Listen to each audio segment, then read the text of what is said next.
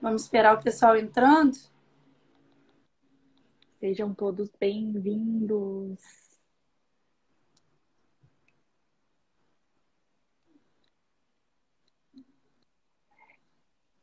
Betânia, a gente pode Oi. deixar as perguntas, de repente os Uhum. comentários, que eu tinha até falado Podemos pra sim, gente, que aí para vai facilitar, guiando, né? para facilitar, para que a gente consiga no final responder. Isso. A gente apura o que temos de maior questionamento, né? Uhum. Podemos sim, doutora Daíli.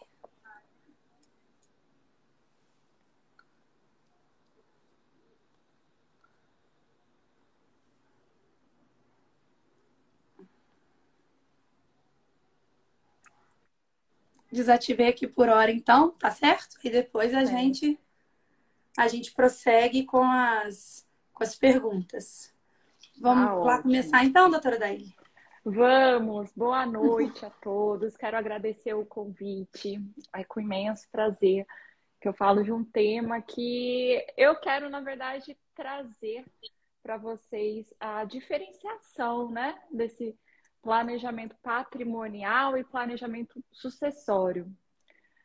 Eu vou começar trazendo em pauta isso, porque é muito recorrente a confusão entre planejamento patrimonial, planejamento sucessório. As pessoas fazem, eu falo que os falsos profetas que falam que trabalham, que são especialistas no assunto, abordam de maneira equivocada. Deixa Embora, eu só apresentar, doutora Daíli, desculpa só interromper a senhora. Deixa eu imagina, só apresentar a senhora primeiro. Pode claro, ser? com Ler o todo currículo da senhora. Deixa eu então claro, apresentar para o pessoal, doutora Daíli Toigo. Ela é doutoranda e mestre em Direito Comercial pela PUC de São Paulo, especialista em Direito Comercial pela PUC, formada em Direito aí pela Fundação Armando Álvares Penteado, advogado, não é isso? E sócio fundadora da Costa Toigo Advocacia. Possui uma vasta experiência em Direito Empresarial Nacional e Internacional, em Planejamento Patrimonial e Sucessório, que é o assunto aqui da nossa noite. Já escreveu diversos artigos, tem livros publicados sobre planejamento sucessório empresarial, enfim, né? É uma sumidade no assunto. E eu queria imagina, agradecer imensamente a senhora ter aceito o esforçada, convite do Instituto Direito imagina, Real para estar aqui com a gente essa noite, falando imagina. sobre um tema extremamente importante, que é do interesse de muita gente. Sim. Então, vamos lá. A hora que a senhora quiser começar a falar sobre o planejamento patrimonial, regime de bens, somos todos ouvidos. Ai, obrigada, obrigada. Bem, então, é um tema que as pessoas tendem a confundir. Planejamento patrimonial e planejamento sucessório. Embora estão estritamente ligados, eu já inicio fazendo essa diferenciação porque é extremamente importante para quem é advogado, para quem é um contador, para quem trabalha no banco, ou é um cliente interessado em algum desses segmentos. Então, é bom ter em mente essa diferenciação. Por quê? O planejamento sucessório, a gente tem em mente planejar a transmissão de bens no futuro, no evento morte. E, lógico, a gente acaba usando de instrumentos do planejamento patrimonial, porém, o planejamento patrimonial, ele tem em vista como aquele titular daquele patrimônio se une ao outro, como que é dado a gestão daqueles bens, tanto para a subsistência da família, então ele tem uma visão muito mais voltada ao contexto familiar, à administração dos bens ali naquele contexto familiar, como que se dá as transações, os negócios dos bens comuns, dos bens particulares, e daí que os instrumentos acabam se mesclando, né? Então, instrumento de planejamento sucessório, instrumento de planejamento patrimonial é bem utilizado. Vamos lá, já vou adiantar. Dentre os instrumentos de planejamento patrimonial, quais são aqueles que a gente utiliza? Regime de bens, a escolha do regime de bens para ver a conjectura ali do casal, que eu já vou abordar os pontos que a gente tem que observar, mas também o pacto antinupcial, o contrato patrimonial, que é aquele que a gente faz na união estável. Então, aquilo que tem para o casamento também tem para a união estável. Então, toda vez que eu falar aqui da união, eu posso contemplar o casamento e a união estável, tá? Porque eles são institutos equiparados, né? Os direitos do cônjuge e do companheiro. Bem, então, quais são os pontos aí que a gente tem que analisar quando faz aí um planejamento patrimonial, né? Que, assim, vamos voltar ali um pouquinho no início. Na verdade, quando a pessoa vai pensar em casar ou se unir, ela tem dificuldade de fazer um planejamento. Acho que o ser humano em si já tem dificuldade de Verdade. planejar qualquer coisa, né? Eu acho que um escritório tem dificuldade de planejar o seu negócio, o outro tem dificuldade de planejar a sua sucessão. Não quero pensar em morte, né? É um É. assunto tocável, não quero discutir isso com o herdeiro, com a minha companheira, que isso vai dar briga. E a Acho que o mesma cônjuge coisa tem medo, né, de parecer é interesseiro. interesseiro. Eu acho que É, se eu tocar nesse assunto, ele vai achar que eu estou me unindo por isso. interesse. Ele pode falar que eu estou criando um ranço, né, com a relação, falando que vai dar errado, que eu sou É, pessimista, que a família pode se voltar contra mim achando o quê. Então, é tanto o quê, que acaba esquecendo da benesse que esse instituto traz. Porque, na verdade, você vai planejar como que vai se dar o sustento, como que vai ser a administração do que pode construir, do que já está construído, de eventual herança. Vamos ver, o que mais? De investimento, né, para o casal. uhum, Então, por isso que eu falo que eu tenho um elenco de passo a passo que a gente tem que olhar, porque realmente, tanto o planejamento sucessório como o patrimonial, ele é bem casuístico, não tem receita pronta, não é receita de bolo. Você tem que analisar os desejos do casal, a conjectura financeira, o risco, quando eu falo risco, eu falo desemprego, incapacidade total, relativa, daquela parte. O que mais? O que destina, de repente, para o sustento? Qual a participação de cada um no sustento da casa? Isso é interessante, porque o planejamento patrimonial também rege regras de convivência, de isso. disciplina patrimonial. Então, quanto que vai um ajudar na casa, a proporção de acordo com o emprego, com a atividade, outros têm um emprego fixo, outro é autônomo, outro tem probabilidade de crescimento numa empresa familiar. Isso tem um benefício muito grande até para os entes familiares ali no entorno, porque traz estabilidade na relação familiar, né? Porque, por exemplo, eu vou dar Verdade. um ótimo exemplo quando você está diante de uma empresa familiar ou famílias voltadas ao agronegócio, por exemplo, tem uma propriedade do qual é arrendada, do qual está no nome ali do filho, e aquele filho resolve casar.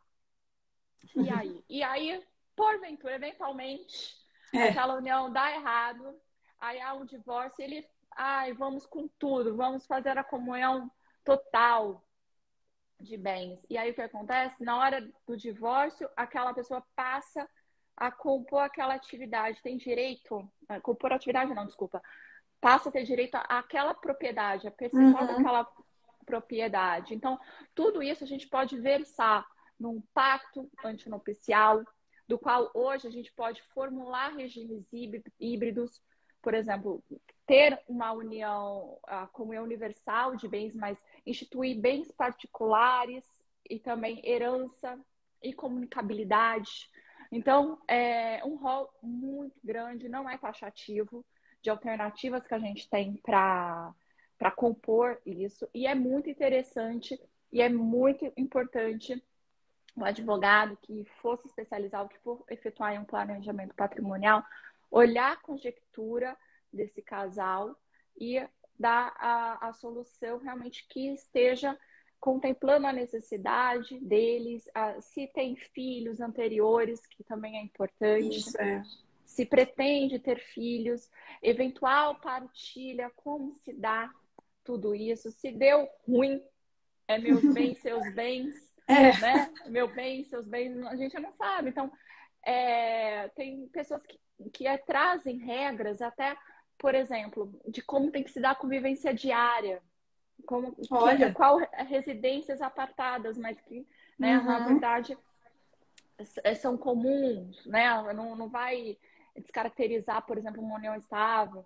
E outra coisa muito importante que cabe eu falar, o contrato patrimonial, que é aquele que a gente utiliza para a união estável, ele não é propriamente uma prova da união estável. Ele traz, sim, Uhum. a mesma conjectura do que um pacto antinupcial que se presta a escolher o regime, a trazer, como eu disse, a questão patrimonial, questões de convivência, eventual partilha, separação também dos bens no caso de uma empresa, e vedando a entrada, o ingresso do cônjuge, como que dá a apuração de haveres, como, enfim, toda uma conjectura financeira também patrimonial daquele negócio também a gente pode abordar. Mas também a questão do contrato patrimonial, aquele que a gente utiliza na união estável, ele por si só não é um instrumento apto a aprovar a união estável, porque a gente tem ali o artiguinho bem expresso, bem falando que a união estável é uma união pública, duradoura, com ânimo familiar. Então, não interessa se já tem filho, se, ou o que, tem que preencher esses requisitos, Uhum. principalmente duradoura e com intuito familiar. Então, o contrato ali de união estável, ele se presta assim, a aprovar, a trazer, a versar sobre questões patrimoniais e ele ajuda no contexto dessas provas também em eventual questionamento dessa união estável, né? Mas, como fala, é um instituto novo, né? A gente está É, ainda traçando os jurisprudência, está limites. ainda seguindo, né? Bem, é um tema muito grande, muito vasto para falar aqui em tão pouco tempo, até porque a gente tem as nuances de cada regime, que eu gostaria até de ingressar aqui com vocês, Uhum. porque eu acho que é isso a dor do advogado, né? A coisa, ou como que se dá, porque partilha não é igual sucessão, certo? É, e é Então, uma isso coisa que confundem muito, né, doutora Daí? confundem muito. Demais. Por isso que eu já no início falei, olha, planejamento patrimonial, ele está intimamente ligado com o sucessório, Uhum. mas ele não é igual, porque nós temos institutos e temos regras diferentes para Isso, cada é. coisa, né? No planejamento sucessório, a gente tem que olhar a legítima, a ordem de vocação, a gente tem que olhar os herdeiros necessários, concorrência e tudo mais, além dos instrumentos serem até um pouco mais vastos. Mas o planejamento patrimonial também a gente pode utilizar tanto quanto, por exemplo, seguro de vida, no caso de uma incapacidade parcial, né? Ou até mesmo Uhum. total, uma previdência privada, né? Para o futuro, para uma aposentadoria compor, ou até constituir um patrimônio. Isso a gente também usa no planejamento sucessório, mas É, também são pode ser muitos os utilizado. instrumentos, né? Sim, muitos instrumentos. Eu pretendo fazer uma sequência até de vídeos para falar dos instrumentos de planejamento Uhum. sucessório. Eu acho que isso também traz um esclarecimento aí para os É, e é advogados, bastante enfim, didático, né? bastante didático para a gente falar. Mas vamos falar, por exemplo, dos principais regimes de bens, né? Uhum. Agora, o da comunhão total. Como sempre, todo mundo sabe, foi um dos mais utilizados no passado, né? E Isso. hoje não mais, porque na ausência de previsão, na ausência de pacto antinupcial, quer dizer, desculpa, antes, na ausência de pacto, aí o regime da parcial que é utilizado. Todos esses Uhum. outros, a gente tem que versar em pacto antinupcial para ele ter validade, certo? Então, no da comunhão, na comunhão total, é importante as pessoas terem em mente que comunica tanto os bens como as dívidas, todas as responsabilidades. E a principal questão é o entrave para a administração dos bens. Uhum. Por quê? Porque, na verdade, você vai precisar do outro para tudo que você fizer. Aval, fiança, hipoteca, venda, cessão, usufruto. O que pensar, você tem que pedir o aval do outro, o que é muito difícil para aquele que é, por exemplo, empresário. É verdade. Ou até Inviabiliza na mesmo prática, né? inviabiliza, ou que é um autônomo, porque está ali com a sua responsabilidade muito evidente, né? Muito frágil. E aí, de repente, o patrimônio do outro também é atingido na mesma proporção. Então, a comunhão universal de bens, ela traz eu falo que é o lado negativo, né? Então, tudo que a gente tem de presente, passado e futuro vai comunicar. Na sucessão, como que fica? A gente tem a meação desses bens. Então, 50% já é do outro cônjuge, né? Que é do direito dele receber. Então, ele tem direito, sim, à meação. Ele vai concorrer com os herdeiros? Vai. Principalmente se for, quer dizer, não vai, desculpa. Ele, quando tem a meação, isso é uma coisa muito que as pessoas geralmente têm um equívoco. Onde tem meação, não concorre com os herdeiros. Então, Uhum. assim, quando herda, não meia, quando meia, não herda. Então, Isso, é. sempre tem essa frase, né? E eu acho A que é muito regrinha, né? correta a regrinha geral. É. Bem, e como você consegue burlar isso, né? A coisa da comunhão universal. Você pode simplesmente colocar a incomunicabilidade daquele bem. Ou também versar isso, o impacto antinupcial. Olha, tal bem é particular. Então, prevalece a autonomia da vontade, independente do que a gente tem de jurisprudência. Sempre, a tendência é sempre respeitar a vontade dos cônjuges. Então, respeitar essa autonomia da vontade. A parcial, que é o regime legal, né? Uhum. Então, que é a maioria dos casos. Comunica tudo o que é construído durante a união estável, o que é passado, o que foi recebido por herança, por doação, ou subrogados no lugar. O que quer dizer isso? Eu tenho um bem particular, e aí eu vendi, vamos supor, eu tenho um apartamento antes de constituir a união estável. Aí eu vendi aquele apartamento. O produto daquele apartamento eu investi num outro imóvel.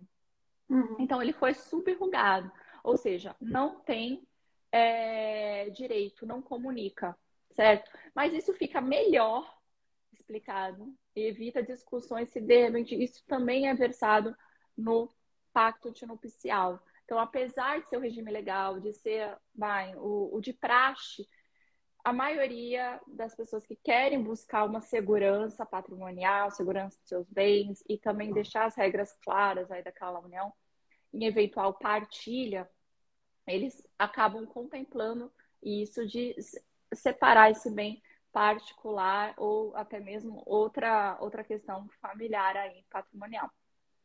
Bem, quando falece um dos cônjuges, ele é meeiro, tá? Uhum. Então, e também tudo aquilo que foi constituído durante a união estável, o casamento, mas de forma onerosa, que teve a mútua cooperação, né? E concorre com os demais herdeiros, no que concerne aos bens particulares, certo?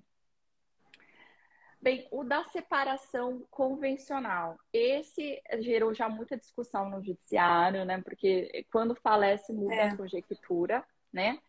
Porque acaba tendo concorrência, porque não é meeiro, ele acaba tendo concorrência com os herdeiros.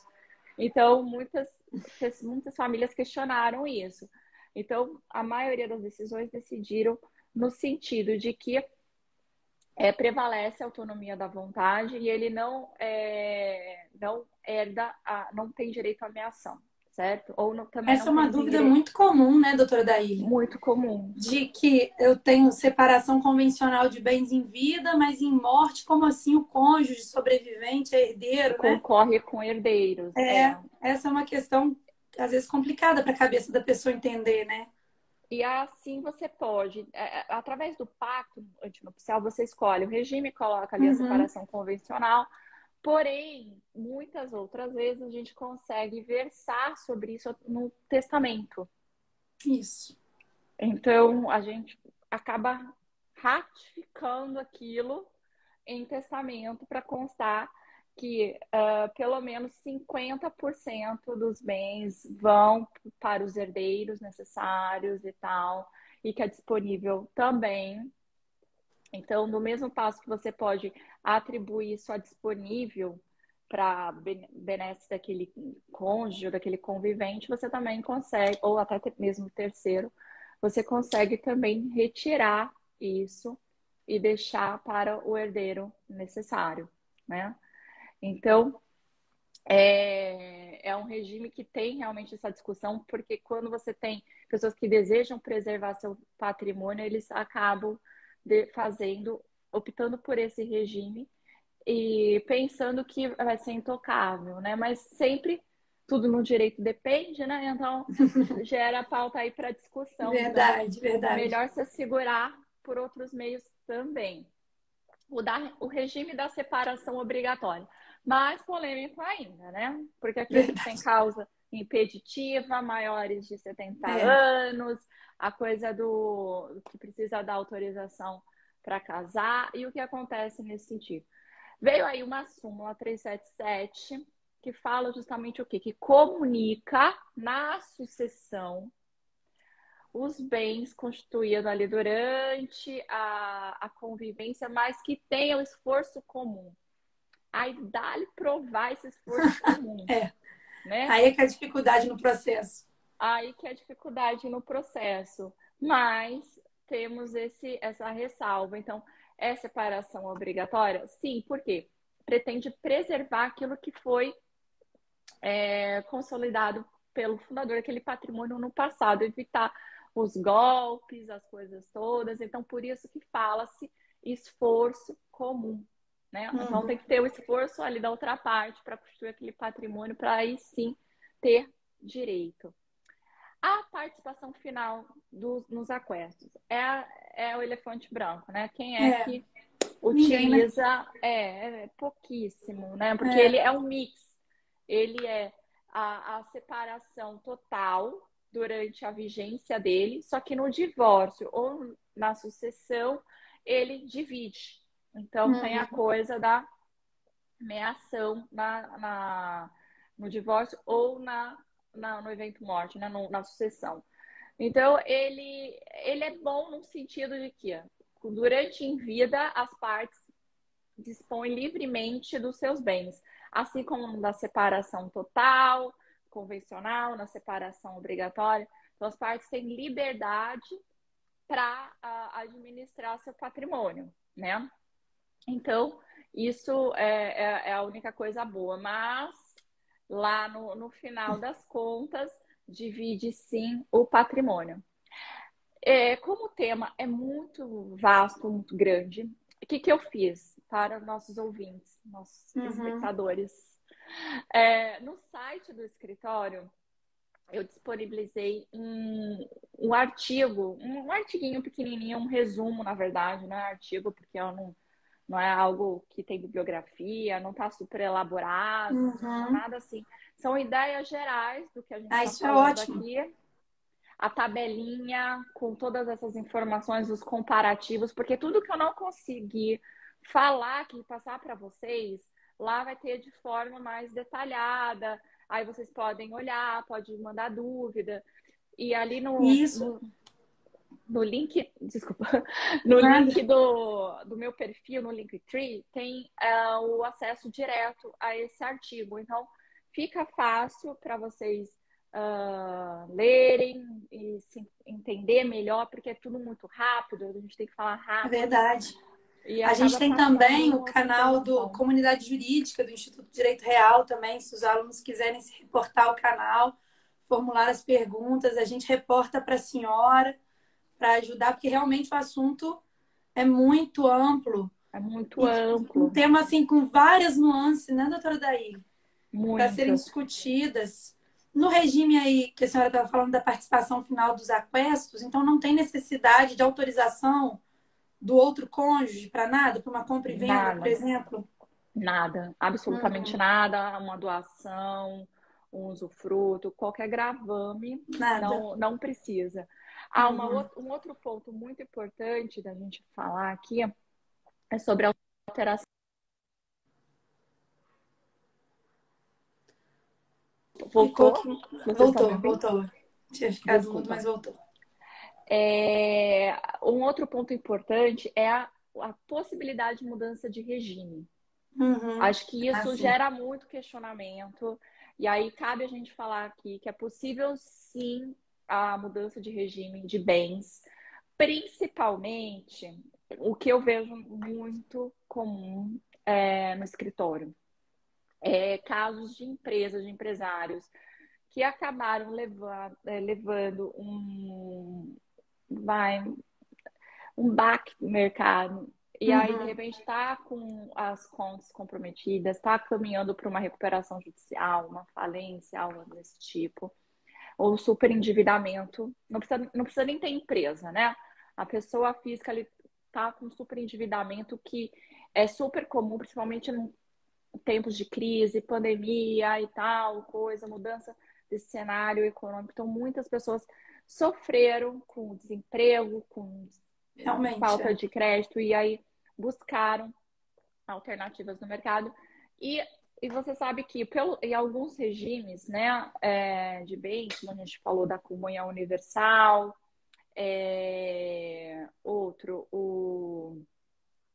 até mesmo o da parcial, se há bens comuns, ali o outro responde pelas responsabilidades, pelas obrigações da outra parte. E o que acontece? Você pode sim pode mudar o seu regime de bens. Uhum. Obviamente que, já respondendo aqui, não pode estar em andamento uma execução contra o outro, certo? Isso. Execuções, porque aí sim é causa de fraude Fraude. a credores. Você, doutora, que sabe melhor do que eu, que é processualista, então não pode sim, ter aí uma execução, execuções em andamento, justamente para não configurar a fraude. Mas é possível sim você isolar, você sair de um regime mais amplo para o mais restrito, fazendo esse pleito judicialmente. Não tem outra via. Não é Uhum. via cartório, esquece isso. É judicialmente, sim, um pedido formulado, justificado e obrigatoriamente constando as certidões negativas. Então não tem como burlar isso, É. tá? Então viu que o negócio vai ficar ruim, Antes que fique, né? antes que fique, proteja o outro, né? Porque senão pode sim comprometer os bens daquele outro cônjuge e aí se a falência generalizada, né? É Então, verdade. é importante ter isso em mente. E também, porque as relações mudam. O direito, ele muda, ele está em constante evolução. E, às vezes, o que a gente planeja, pessoal, num planejamento sucessório, numa determinada época, ou um planejamento patrimonial, ele não é imutável, né? As regras mudam. Se a gente falar de coisas de mais de 15 anos, 20 anos, acaba tendo que ter uma revisão do advogado, do especialista, para acomodar e respaldar e ver se realmente continua respaldando e continua ali no mesmo viés do cliente, mesmo desejo, necessidade, porque realmente as relações mudam, o direito muda, as relações mudam, a conjectura financeira das pessoas mudam, então nada disso que a gente fala de um planejamento patrimonial ou até mesmo um planejamento sucessório, ele vai ficar de eterno, né? A gente pode rever sim, pode adaptar uma outra coisa, mas tem que ter sempre esse olhar e também avisar o cliente, né? Que, que as coisas mudaram, né? Ter essa atenção, porque a É. gente acaba lembrando de um outro caso e sabe que pode dar problema. Então, cabe sempre falar e também não vamos ser hipócrita aqui, também é uma forma de ganhar dinheiro de novo e falar assim, Com olha, certeza, vamos é. rever isso aí porque precisamos adaptar esse novo contexto. É, eu acho que seria mais ou menos isso que eu teria a falar. para vocês, porque realmente eu tenho que abordar o assunto em linhas gerais, não dá para aprofundar nas minúcias de cada regime, tanto em Uhum. partilha como sessão, mas eu espero ter contribuído de alguma forma, ter esclarecido aí, enfim, num contexto geral a coisa, o tema. E estou aqui à disposição de vocês. Com certeza, doutora Daí. Eu falo que esse é um tema fascinante, complexo, e eu acho que o mal da maioria das pessoas é não procurar o advogado antes de casar, né? Na hora de casar é só vem cá, meu bem, né? Tá todo mundo preocupado com É esse verdade. lado e as pessoas têm muito medo do cônjuge parecer interesseiro, querer saber do patrimônio do outro, e às vezes Sim, acabam deixando de procurar o advogado.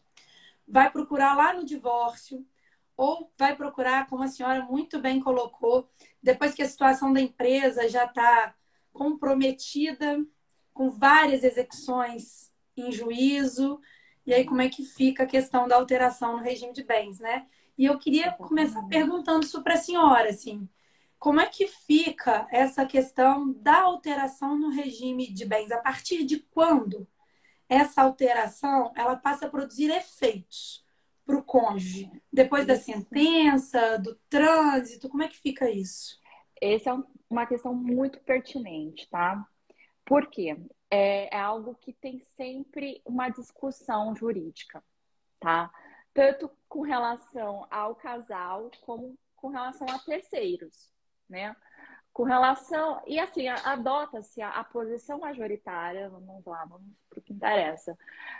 Deixando de lado diversas posições sobre o assunto, né, dos doutrinadores, a posição majoritária é que o efeito é ex nunc. O que é ex nunc, pessoal? É da data que houve ali a sentença estipulando a mudança do regime e do registro dessa sentença no registro civil, aonde foi efetuado o casamento. Então, ali tanto vale para as partes, né, o casal, como para terceiros, certo? Então, ali dá a publicidade para terceiros, o juiz, obviamente, vai verificar se não está prejudicando o interesse Uhum. de terceiros, por isso da ação ser judicial, né? Então, senão seria fácil fazer num cartório, mas não, é para realmente verificar se não está fraudando terceiros, se não está prejudicando terceiros, né? Seria isso. Então, Isso.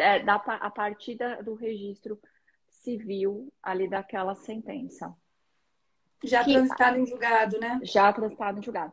Outro ponto é que se o casal desejar, ele pode sim fazer o pedido para esses efeitos serem retroativos, tá? O que não é regra geral, tá? Olha, Então, por quê? Porque para não afetar a segurança jurídica das outras relações, né? Realizadas antes dessa mudança. Então, como que ficam os negócios? Como que ficam as obrigações assumidas antes dessa relação?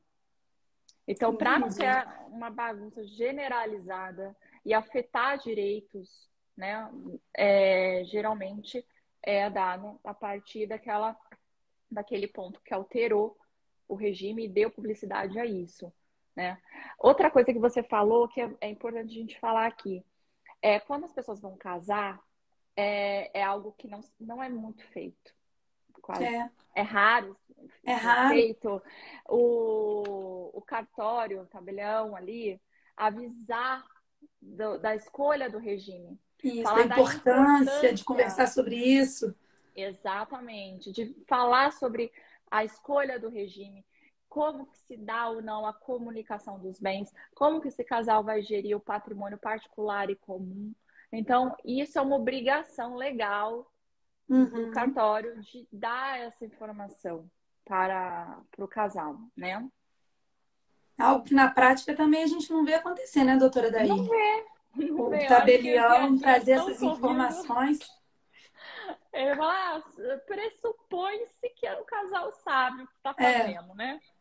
só que regra geral não sabe, essa que é a grande verdade. Não sabe, Ou não tem sabe. medo, receio de perguntar, como a gente falou, de parecer interesseiro.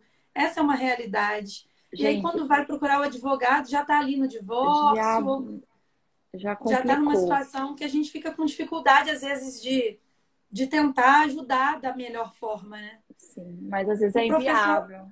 é, o professor Fernando Bentes, ele fez uma pergunta, doutora Daíra, vou passar para a senhora, ele falou o seguinte: compensa transferir os bens para a pessoa jurídica e deixar os sócios, a família como sócio dessa pessoa jurídica, como sócios?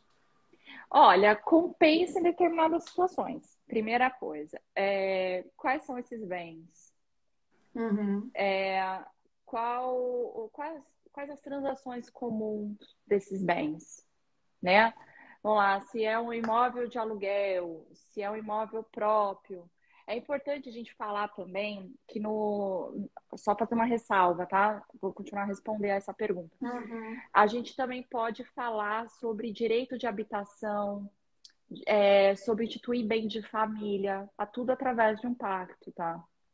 Então, ou do contrato patrimonial na União Estável. Então, é importante ter isso, porque às vezes tem essa confusão patrimonial de empresa que detém a residência da família, e isso muitas vezes é descaracterizado o bem de família, tá? Eu tenho que falar isso para vocês, Uhum. tá? Então, é um pulo do gato aí.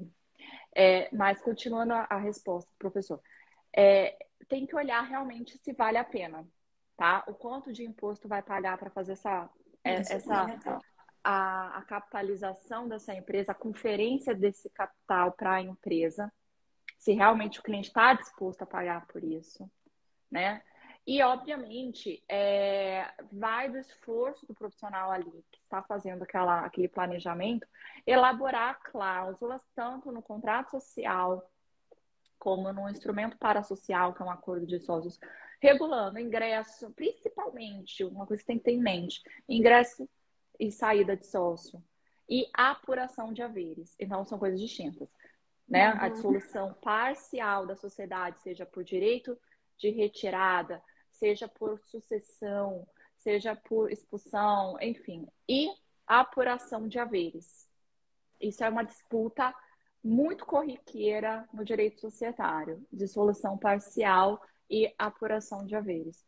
Então, é importante ter esses tipos de estipulação e, obviamente, olhar para a escolha de regime de bens desses filhos, gravar, por exemplo, você pode nem colocar numa pessoa jurídica o patrimônio, Uhum. porque eu falo que determinados institutos, tanto de direito de planejamento patrimonial como sucessório, você tem que olhar o volume patrimonial, porque são estruturas É. caríssimas. Você vai criar um fundo de investimento para deter ali o patrimônio de uma família sem um ativo tão substancial, porque custa caro, né? Um trust ou fazer uma sociedade offshore para investir no exterior e tudo mais. E porque às vezes a gente casa instrumentos, a gente não usa Uhum. necessariamente um, a gente usa uma holding no Brasil, um instrumento fora para diversificar investimento, aqueles que são mais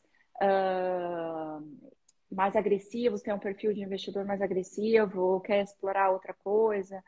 Enfim, o leque é muito vasto, né? Você pode usar doação com usufruto para esse caso familiar, conservar de repente o Olha, tem muita coisa usufruto, interessante que pode ser feita, né? que pode ser feito. Então, o usufruto, você pode constituir o fideicomisso, que você garante que passa para outra geração além do seu Uhum. filho.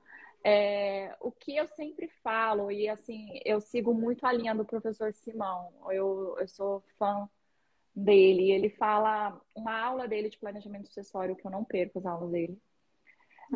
Ele falou exatamente uma coisa importante. Você vai descapitalizar o fundador daquele patrimônio, você vai sair doando tudo para o filho, fazer uma partilha em vida, e aí o filho mudou a cabeça dele, o que É ele vai verdade. fazer? Ou Sabe? Não tem uma casou com segurança? alguém, né? Casou Que com mudou a alguém, cabeça mudou, dele. né? Então, isso acaba é, comprometendo a subsistência de quem construiu Verdade. tudo, não é mesmo? É Ou a pessoa verdade. não é capacitada para gerir, né? Então é recorrente isso, é tema de novela. É verdade. Então, Dá é, roteiro de novela, sem dá dúvida. um roteiro de novela. Sem Então, dúvida. não é aconselhável fazer a transferência patrimonial total e deixar Uhum. aquela pessoa sem um substrato, até porque não pode, né? Você tem que Isso conservar é pelo uma menos renda. 50% para sua própria subsistência. E aí, como que Isso. você vai versar sobre isso, assegurando eventual sucessão? Então, Verdade. é uma engenharia, um planejamento, uma arquitetura mesmo, como tem até uma autora de planejamento sucessório usa também, como arquitetura. É uma arquitetura, você tem que fazer traçar todo esse planejamento aí e conciliar Pensar o esses melhor caminho para o interesses. cliente, né? Isso. Não Ó, existe um caminho não único, né? existe, não É. existe. Olha, e resolvendo já essa questão aqui da Renata Braga, não tem Uhum. cláusula que proteja esse caso? Olha, você pode instituir o usufruto político de cotas, que é o direito a voto, o usufruto financeiro para participar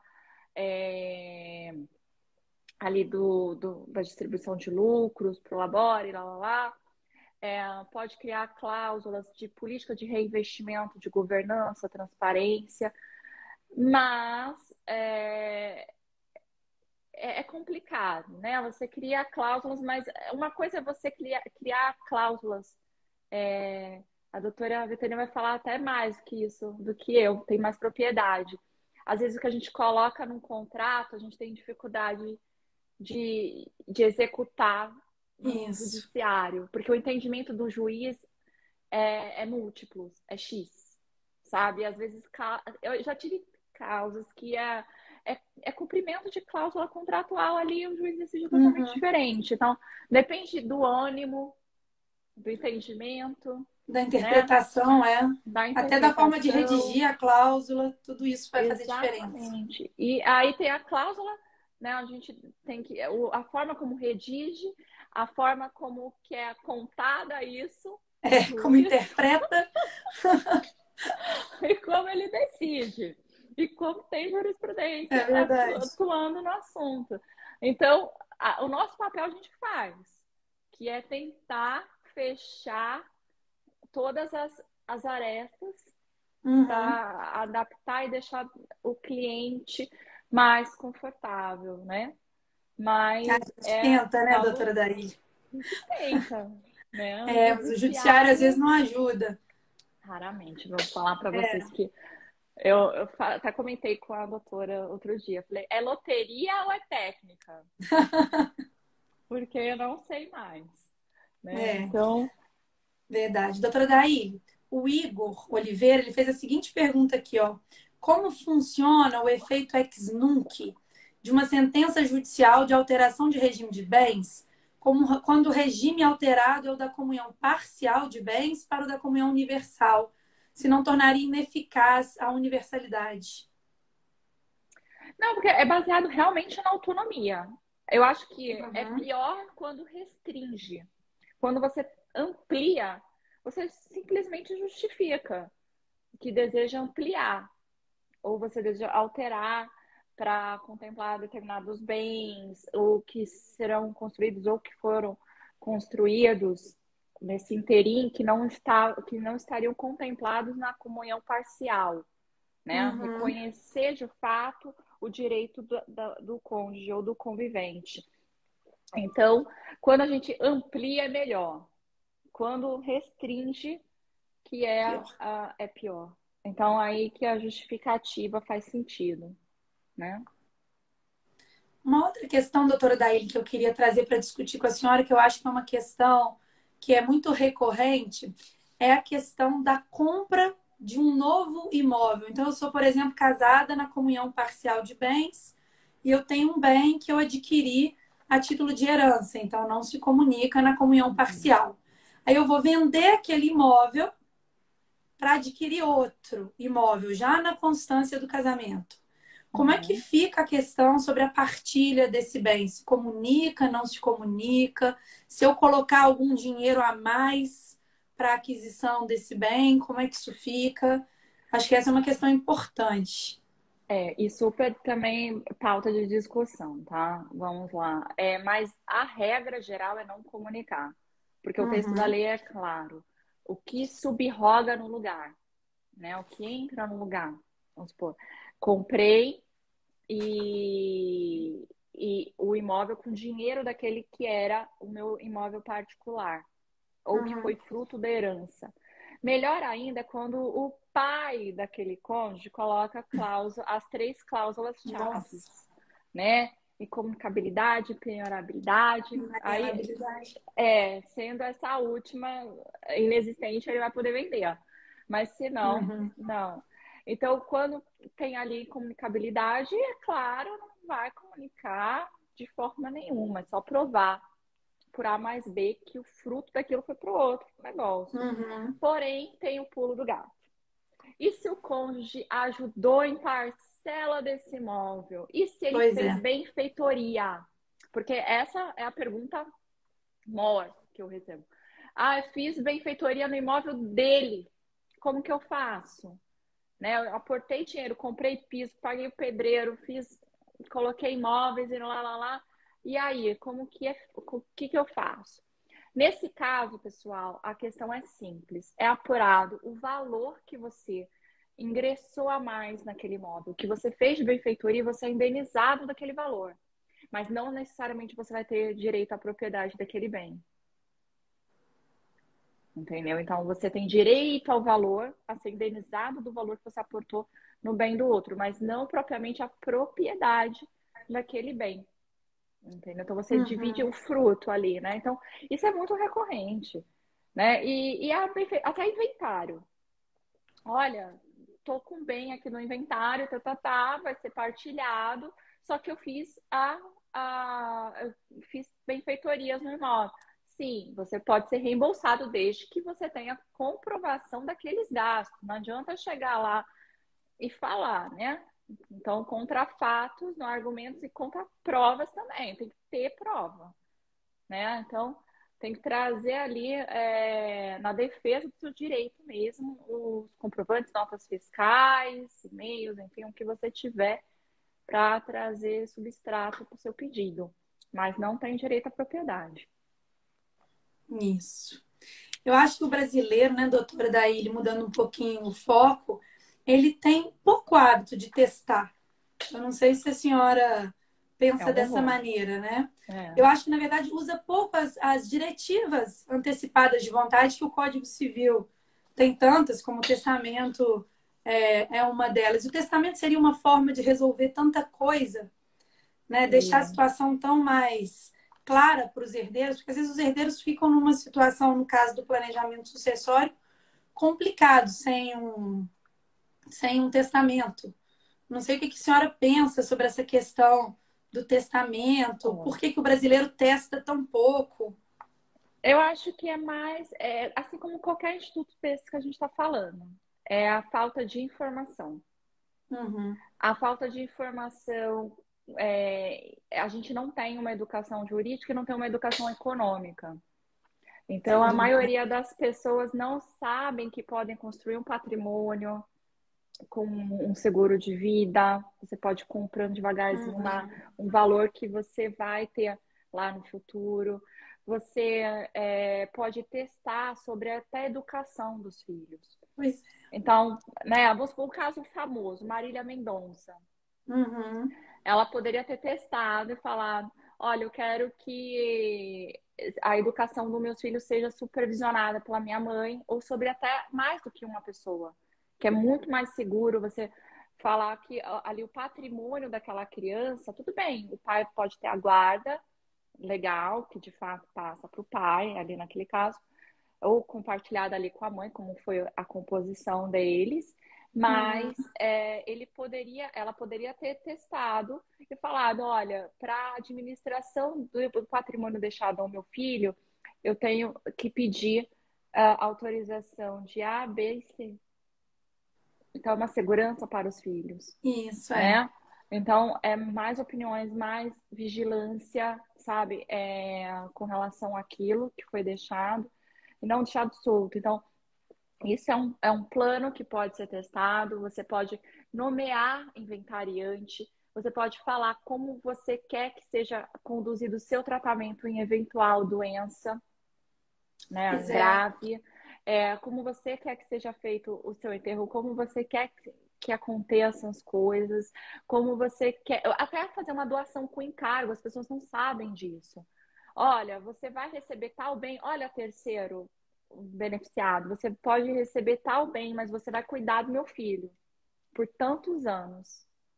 Uhum. Por exemplo, é uma doação com encargo, você vai prestar Isso. tal serviço, você vai fazer tal coisa. Então, eu acho que é a desinformação o motivo principal das pessoas não fazerem uso de um testamento, não fazer uso de um contrato, nem mesmo É, nas porque eu acho que a relações sucessão pessoais. legítima, ela até atende, em regra, aquilo que é a intenção da população em geral. Mas é o que a senhora falou, o testamento ele é tão mais vasto do que simplesmente a questão atinente à partilha dos bens Sim. do falecido, né? Essa questão de poder nomear um tutor para um filho menor, no caso de óbito dos pais.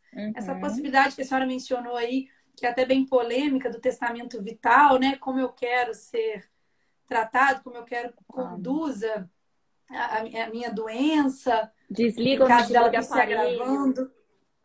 É, É, exatamente. Me deixe em casa, não me leve para o hospital, né? Não sim. me coloque em aparelhos. Essa situação é até muito polêmica.